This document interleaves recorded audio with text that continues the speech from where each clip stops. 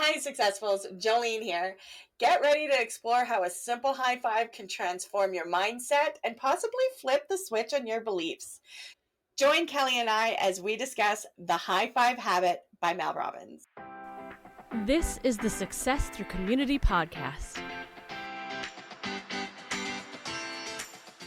Okay, so in this episode, I want to talk to you about a book that I read. Okay, the first complete book of Mel Robbins that I have read. Now, I have read things like bits and pieces or started some of her books before, but never finished them. But this one I was very focused in on it. I liked so much about this book. I do have thoughts. I do have some, I don't want to say disagreements with Mel, because overall I really appreciate what she's talking about, but I have some things I feel like she kind of left out that I think are really important. So the book Interesting. that I'm talking about is High Five Habit. And this is very much so it's business, but I would call this one more straight up personal development.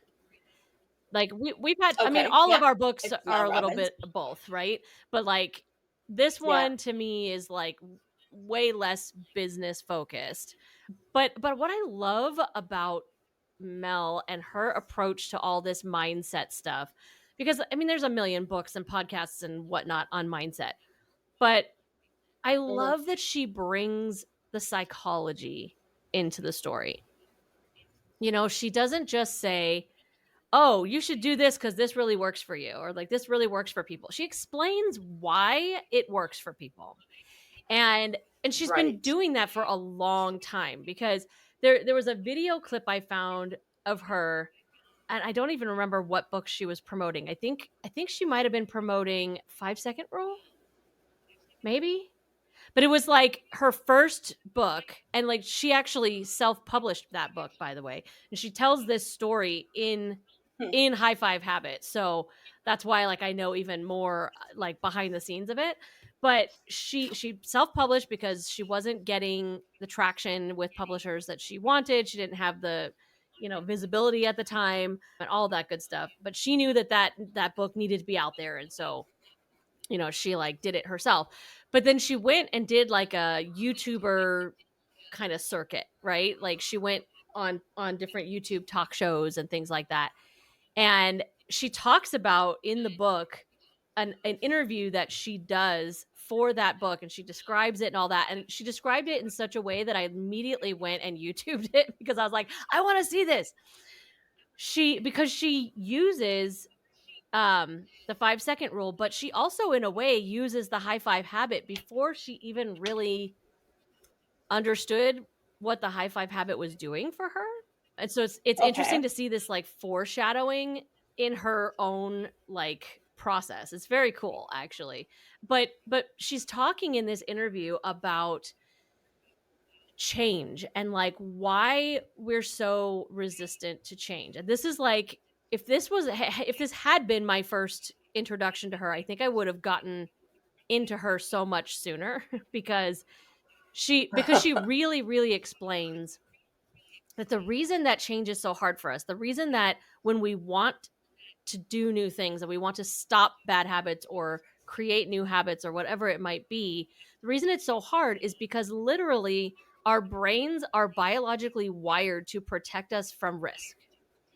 And because Yes. change is inherently seen by our brain as Risk. risk, even if it's not, even if the change is a Yeah. good thing, hey, I'm going to stop smoking. I don't smoke, but as a Yeah. really clear cut Yeah. example, that is obviously better for you physiologically than smoking, but it's a risk. And so your brain makes it Because hard. it's different. Right. Your brain makes it harder for you. And so you have to learn how to push past that.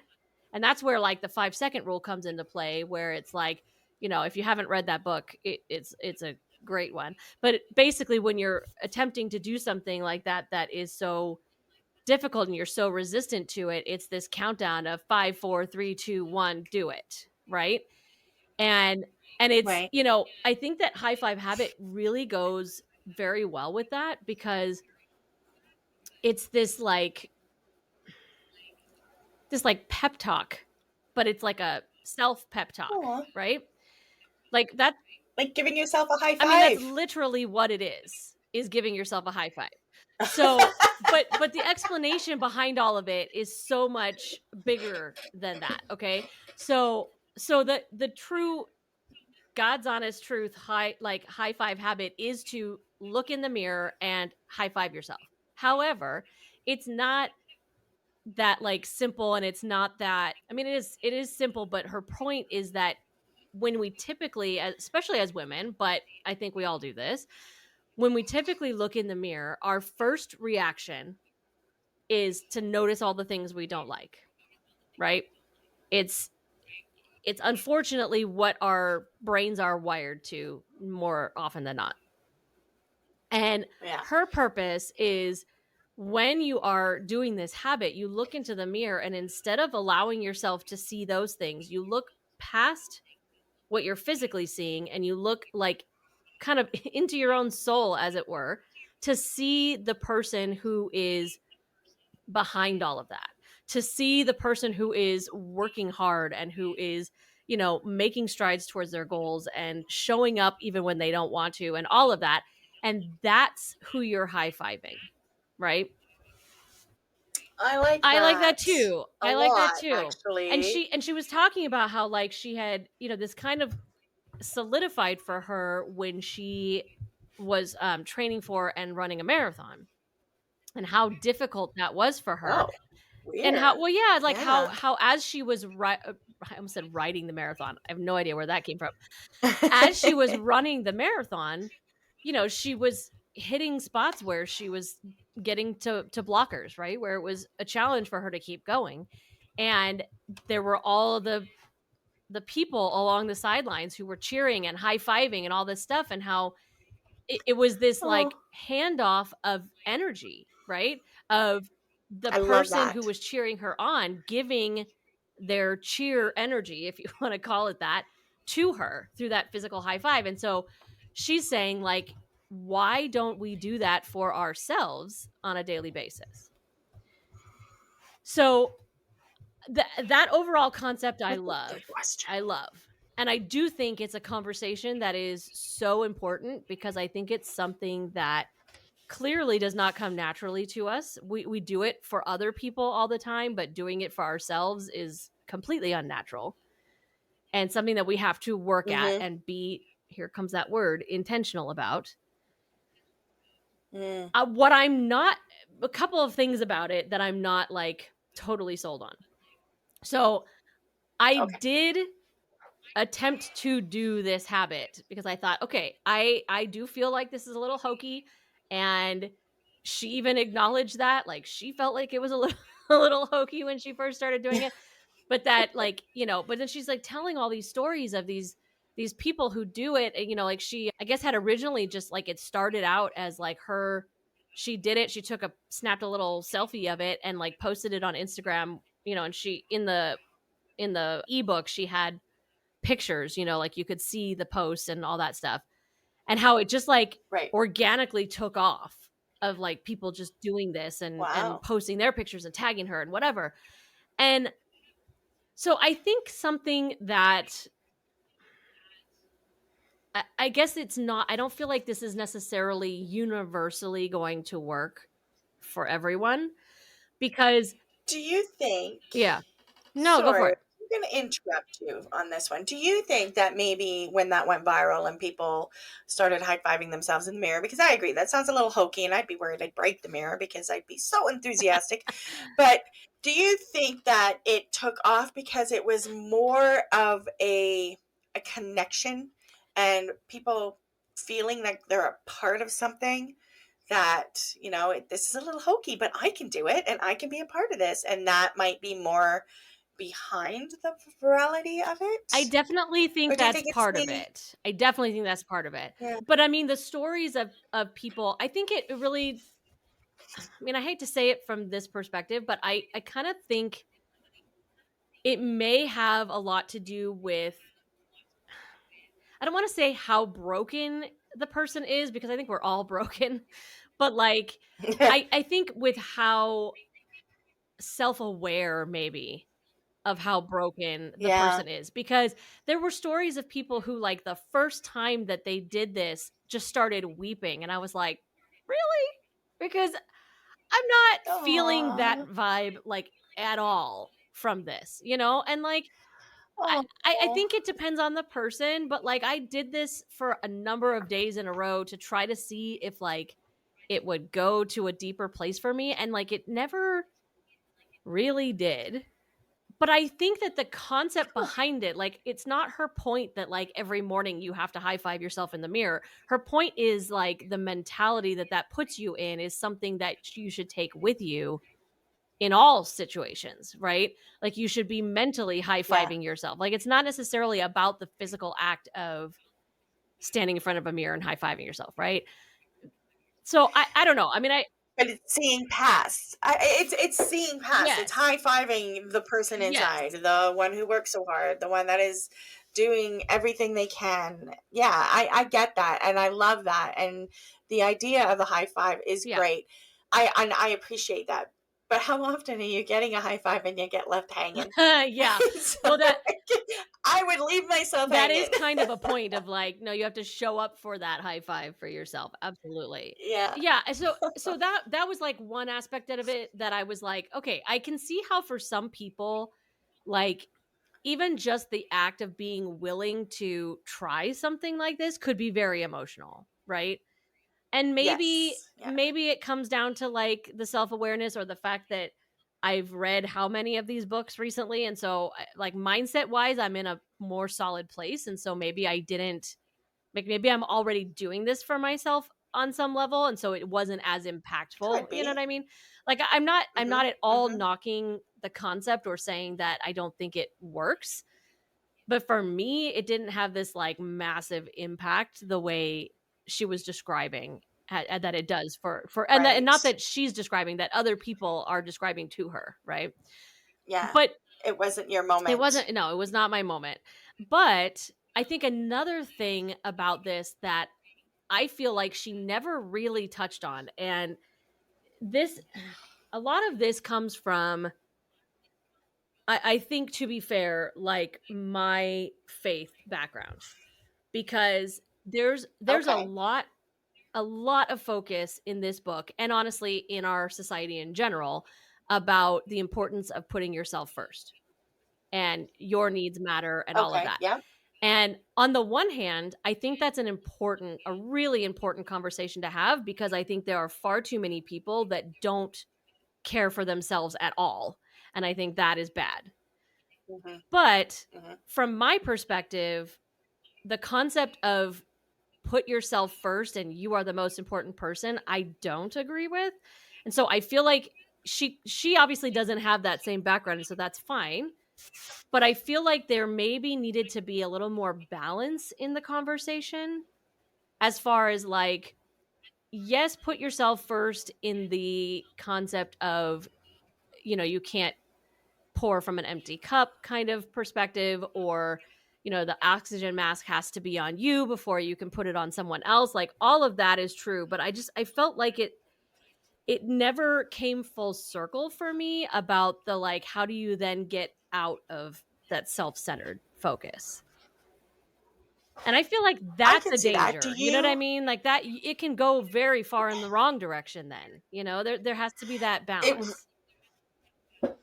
I agree. I agree, and I don't think, from what I know of Mrs. Robbins of Mel, Yeah, I first don't name know if basis. Robbins is her married name, actually, I'm not sure. What I do know is that I don't think her intention is to go to that extreme. But anytime any advice is given by anybody, influencer or just your neighbor, it always has to be taken with a grain of salt and very Mhm. carefully, because yeah, any advice can go to the far end of any spectrum. So when she says put yourself first, I don't think her intention is to go all the way to becoming that No, I narcissistic don't either. me Yeah. person. But I'm curious, because you mentioned your Mhm. faith. I'm curious if the concept of putting yourself first, and the reason why this book didn't hit home with you as much as it does others is because of your faith. You have such a strong faith, and it's not that you put God first, because I don't know if that is your first priority in who you are and how you live your life. But what I do know is that, when you read a book like this, you have to be, like you said, possibly broken in order for it to really put you in a position of really, getting the message. But because you have such strong faith, there is no connection to that needing. Am I making any sense as I ramble No, on? you totally are. Okay, so yeah, there's a lot for me to unpack about that.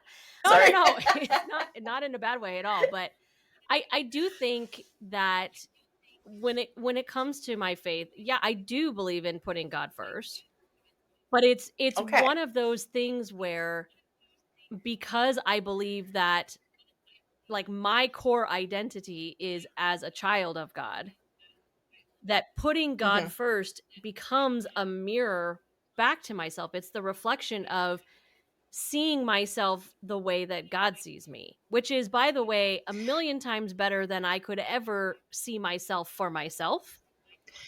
So And that's why I think the book didn't hit I as think you might be home for you right. as it would with somebody who doesn't have that kind of Yeah. faith.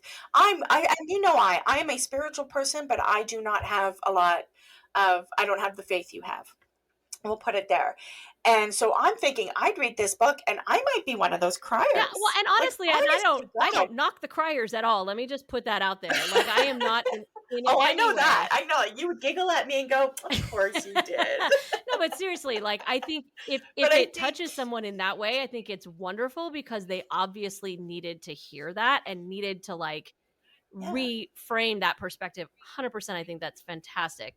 But yeah, I think you might be right that that could be a part of it, because I just feel like, and I don't think that Mel was doing this intentionally. I think you're right. I don't think her focus on self here is meant to turn all of her readers into narcissists at all, because she doesn't. But it'll Yeah, but I try. mean, like, she doesn't come off as a narcissist, so I Hmm. don't see that at all. Not at all. But I do think that it really comes down to where your self-worth comes from. And I Hmm. think that that's, I mean, from my perspective, I think the fact that the people who don't have the same faith that I do, or at least a strong faith of some nature, right? They don't find their self-worth in a stable place. And so Hmm. it makes it really difficult. I mean, obviously, like, my self-worth has fluctuated just like anybody else's. I've gone through plenty of my Yeah. own personal trials that have, taken a big hit at my self-worth. But the only thing that brings it back around for me is my faith, and knowing that my identity and my worth doesn't come from anything here on earth. It's a lot easier for me to eventually bounce back, right? It's still a Hmm. struggle, but there's something else to lean on, something greater than myself to lean on. And I think I that's important. And I think it's something that she doesn't even touch on. And I get that she doesn't want her book to be about faith. And so I'm not saying she should have touched on it, Yeah. but it's what was missing for me, I think.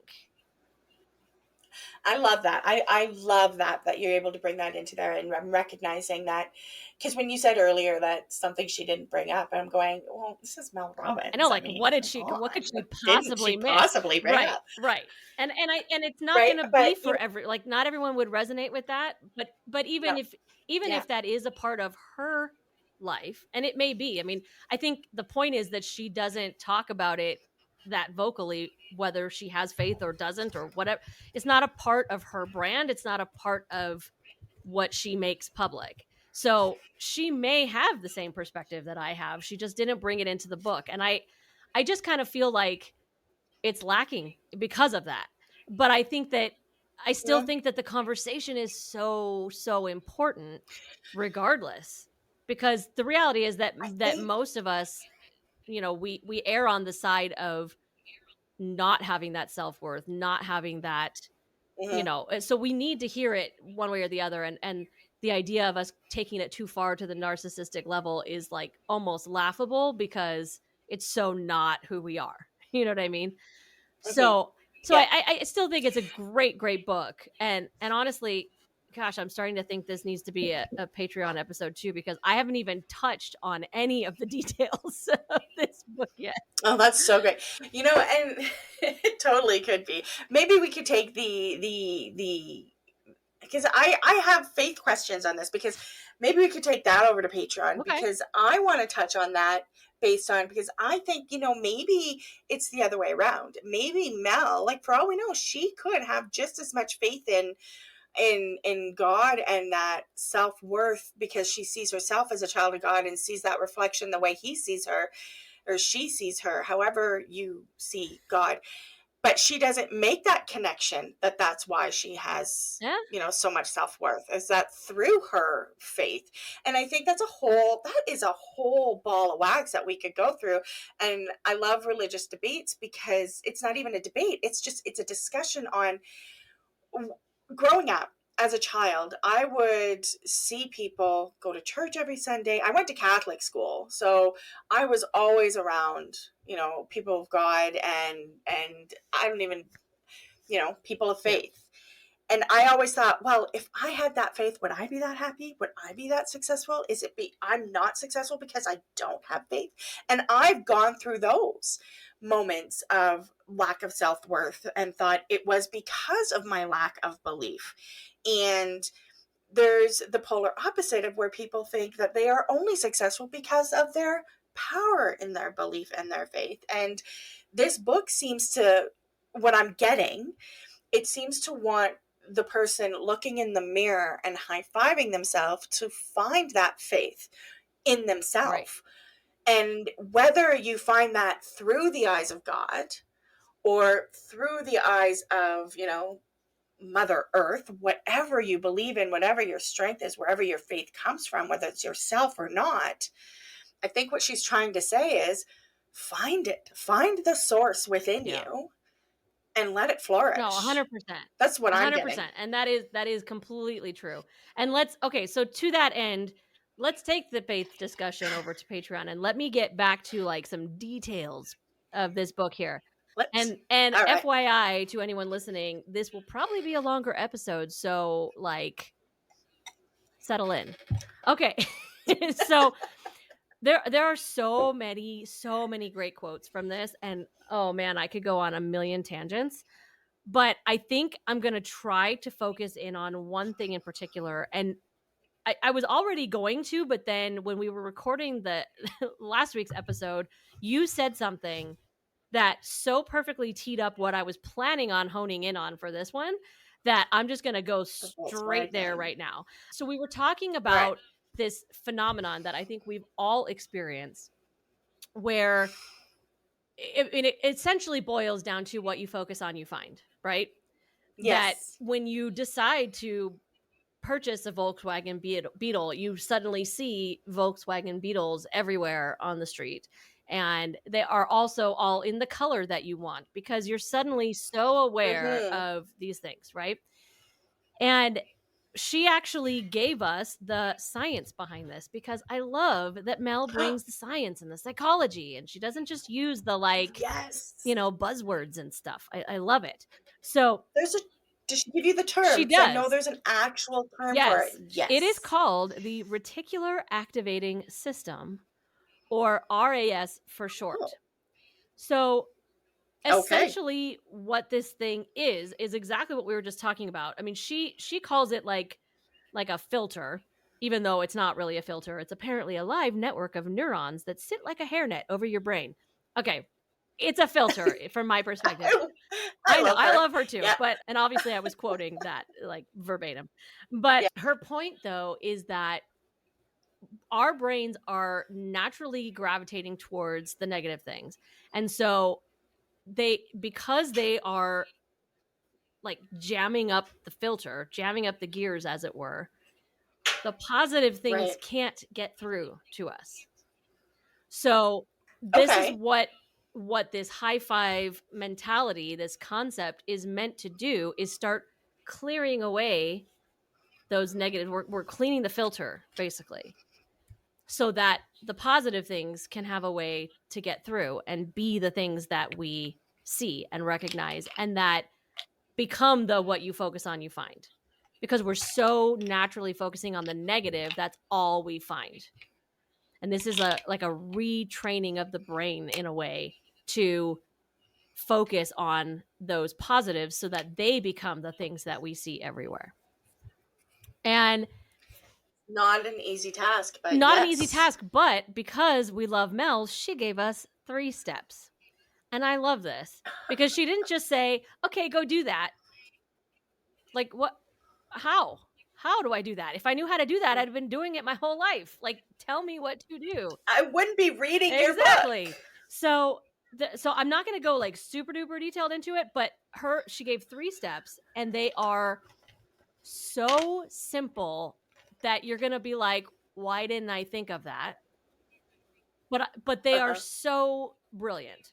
So, step number 1 is literally when you feel yourself playing that soundtrack, that negative soundtrack, you literally stop, and whether you say it verbally or just in your head, she didn't really specify if it actually mattered, but you literally just say, I'm not thinking about that. You Okay. just tell those negative thoughts in your brain, nope, go away. I would totally say that out loud because I am that person. And I think a lot of people would, because you almost kind of Yeah. have to a little bit, because Yeah. otherwise, like, saying it in your head, it's like, are you really going to hear it the way you need to hear it? So No, you're you're not. not. You're I not. wouldn't. So I think that to me was like, I mean, it's so simple. Like, you can't stop those things from popping into your mind, but you can stop yourself from dwelling on them. And It's very, you have to be very yeah, aware, and I mean, and that's a learning and a skill set in itself. But I think once you kind of become aware and you have that skill set, it would be a lot easier to be like, whoa, back it up, yeah. girl. When I think to an extent, and she doesn't really say this, but I think that if to an extent you make a point of focusing your RAS on those negative things to start with, so that you become more aware when you're doing it, and then flip the script, as it were, and immediately tell those, as you're starting to recognize and realize that you're thinking those things, you immediately intentionally tell it no. So you might have to start with like making a point of focusing on the negative for a second, because otherwise you might not notice it, right? Like, it might go by so easily, so naturally, that you don't catch it. So I do think that, I mean, and she doesn't say it, but I do think that that might be an important step for some people, if they know that on some level they're doing this, but like they don't recognize it in the moment. I think that might be a helpful first step. But her first step is I'm not thinking about that. I agree. And it would take time. So you're going to notice, like, personally, in my experience, like, I've never done this exactly, but I have done the try to be more aware of my negative self-talk person. And I find that right out of the gate, you notice it immediately because you're so focused on it. You focus on it, you'll find it, exactly. right? We've talked about that. And I think right out of the gate, you're going to start noticing it more and more. And then you kind of, it's building that habit, that 1%. And then it'll come easier and easier and easier. And then you're going to fall right into the, nope, not thinking about that habit. And you're going to be at the grocery store and you're going to be, reaching for that, smut magazine and go, nope, not thinking about that over the littlest things, because it's going to become the habit for you. And I love that, actually. Yeah. What did she say so to do okay next? So that's step 1. So step 2, hang on, let me just refresh my mind, because it's been a minute since I read this, because we've been struggling to record. Okay. Oh, so yeah. Okay. So then here is where her step 2 is a note to self. And so this is like kind of the reframe, right? This is the what you're going to think instead. So it helps in this case. And she gives like a whole list of example, like, meaningful mantras, as she calls them. But it's basically like how are you going to reframe this? What is going to be your motivational thought to replace the negative thought? Because obviously you can't just tell yourself, I'm not going to think that. Well, you have to replace it with something. Right. If you don't replace it with something, Yeah. it's just going to keep coming back, right? So that's where step 2 comes into play, where you reframe it. And it's not just replace a negative with a positive. It needs to be like what we've said before, like reframing the negative into a positive, right? So Right. that's step 2. And again, this is none of this is like I've never heard it before, but the juxtaposition of these ideas is new to me. And so I like, yeah, I really liked this. Okay. And then I think it's the science, the yes. reasoning is what makes it exciting, Yeah, the right? Because understanding yeah, everybody behind. says Yeah. it. Yeah. Yeah. Yeah. Last book we recorded that we talked about, it was reframe it from I can't to how can I make this Yeah. work? But there was no science behind it. So the science makes it Yeah. amazing. And I also So think too, go ahead. like her meaningful mantras. So what you were just describing, the going from I can't to like I will figure it out kind of thing. Her Hmm. reframe is more like personally uplifting. So like a couple of examples, I'm just going to grab a couple of examples of her meaningful mantras, and you can guess for yourself or assume for yourself what the negative thought was, because I'm sure we can take all of these and like apply it to one of our negative thoughts. But Hmm. like the very first one she said was, I deserve to feel good today. Oh, I love This is not that. an action. It's not an actionable, right? Whereas like the other kind Yeah. of reframe is an actionable. This is more a self-worth affirmation, right? Yeah. Um Yeah. things like I am enough just as I am. She does have I will figure this out. So that does come into play here. I am stronger than I think. Hmm. And then this one that I absolutely well, there's two more that I absolutely love. I am allowed to be a work in progress. Amen, sister. I love that. And then this Yeah. last one, this scares me and I'm doing it anyway. Ooh, I love I love that. that. And I love that she chose and as the connecting word and not but, because Yeah. it's so But much more yeah. powerful when you use and it also makes me think of improv Yeah. training, but that's a whole other story. And then the third step, That's so funny. the third step is essentially fake it till you make it, but it's act like the person you want to become, Mm. right? See, I like that better than fake it I till you do make too. it, I do because too. faking it till you make it just feels so Cheesy. so Yeah. shady to me. I've never been a fan of Yeah. that. But I love the act like the person you want to become, because again, what you focus on, you find. Like that's our tagline for this Might episode, be. Yeah. because that's so Yeah. great. And the I am allowed to be a work in progress, that really hit home with me, because I think like my second blog post ever on my blog was an introductory post, and I called it I'm Jolene, I am a work in progress, Yeah. because we all Yeah. are. And once we accept that, we're able to grow and we're able to move forward. But it's really hard to accept that, and that that mindful mantra, I believe is what she called it, Meaningful is mantras. kind of Yes. Yes. meaningful, is kind of telling. I Yeah, love it. yeah. And I agree with you 100% that, like, I like her framing of this better than fake it till you make it, because fake it till you make it sounds like lying Yeah. to yourself, lying to other people. But the one little, like, highlighted point that she made after saying, "Act like the person you wanna become," is she says, "You must take physical actions that match the new positive belief." So it's Mm, not about like, fake it till you make it has multiple facets, but sort of feels more like you're doing it for other people's benefit. yeah. And this feels more Yeah. like you're doing it for your own benefit, because it's like if you start taking those physical actions, you start to train your body to know that you are the kind of person that does XYZ, right? Like if Yeah. you I mean, this is a random example coming off the top of my head, but like if you want to be a runner, a marathon runner, but you're not a runner and you've never run a day in your life, you can sit there and tell Can't fake that. yourself that, okay, I'm a runner. I can be a runner. But if you don't start running, your Yeah. brain will never believe what you're telling it, because you're not backing it up with action. And that's her point here, right? It's that it's not about, and I guess technically fake it till you make it is trying to do the same thing. I'm just not sure that that's clear in the messaging that that's what it's Yeah. trying to do. But ultimately, like, yeah, it's your body or your brain will reject the constant reminder of the belief if your body is not backing it up.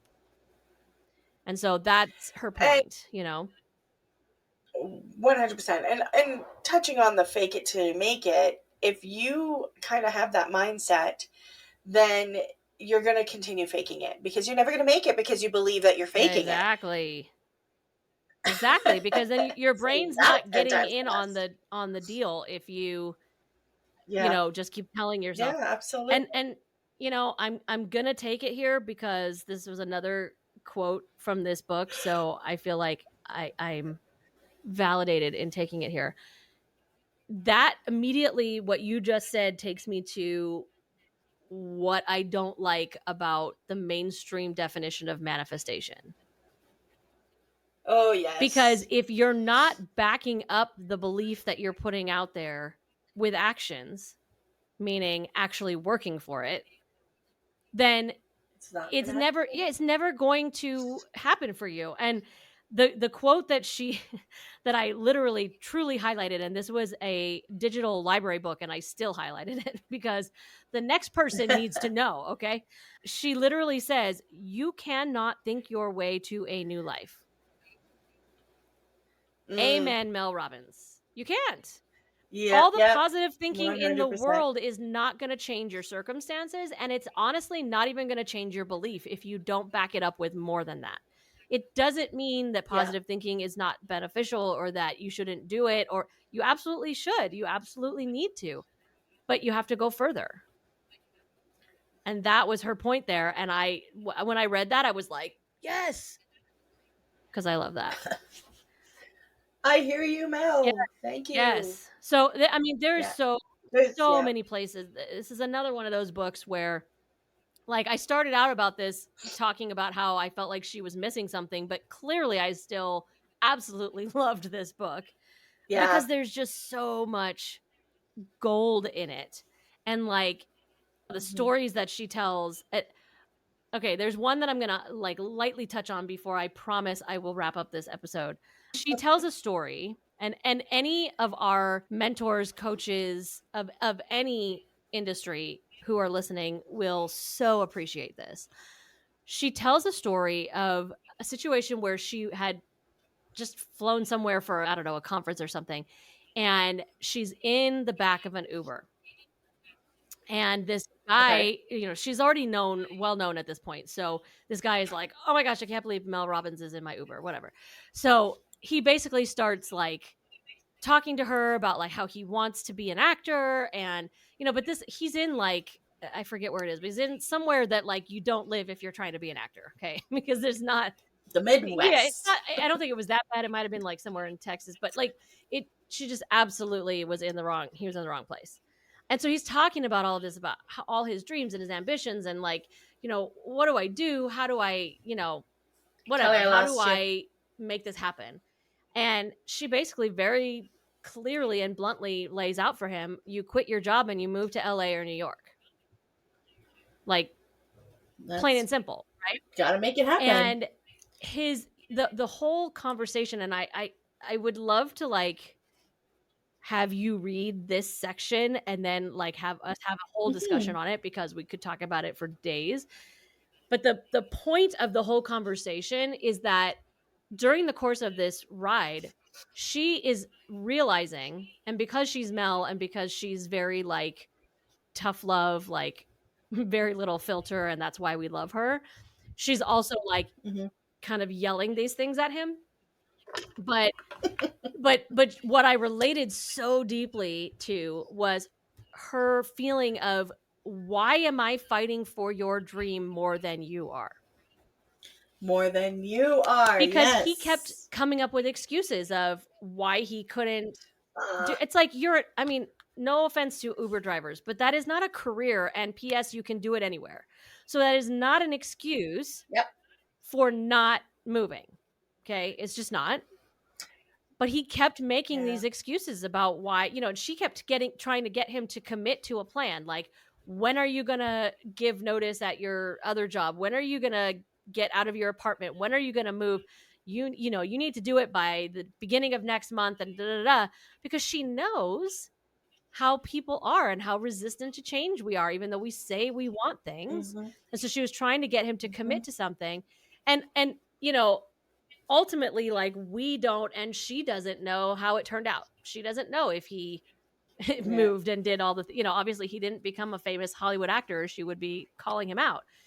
But the point isn't whether or not he followed through.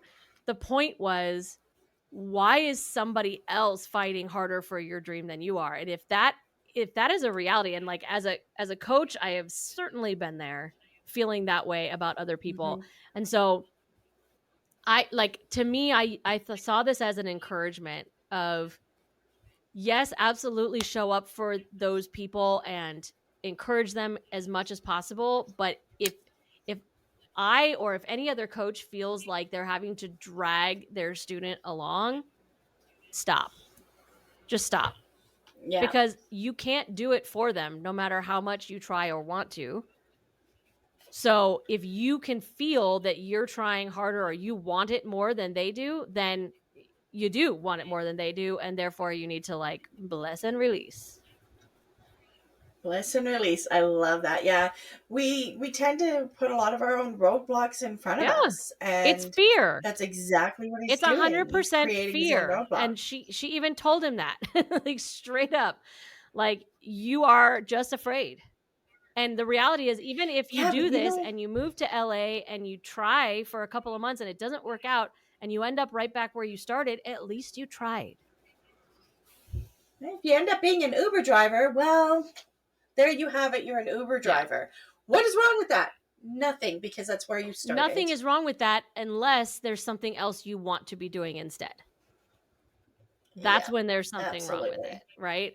So anyways, I will end on that note. I hated this book. I'm just so dispassionate about it. No, I thought it was so good. Yeah. And I highly recommend it. I need to read it. I highly recommend it. I know I'm trying not to highly recommend every single book that I read, but like, apparently I have really good taste because I just keep picking good books. Oh, you're just rubbing that in my face, aren't you? No, because you knew in your soul that you weren't going to like that last book. You just read it anyway. I knew. So yeah, that's not about taste. It's just, it's subjective, but I keep picking up books that I really love. So yeah, read this book. That's all I'm going to say. If you guys want to connect with us on social media, Jolene, do you want to tell them how they can do that? Sure. You can follow us on Instagram at Success Through Community, or join our free or paid communities over at Patreon, which is patreon.com/STC Productions. The best way that you can support the podcast is to make sure that you are subscribed wherever you're listening and leave us a review. That's the only way that new people will find and join our community. The Success Through Community podcast is hosted by Kelly Gable and Jolene Mills, and all episodes are solely the opinions of the respective host. Our sound production and editing is done by Kelly Gable, and all visual creative, including our logo, was created by Jolene Mills. The Success Through Community podcast is an STC production.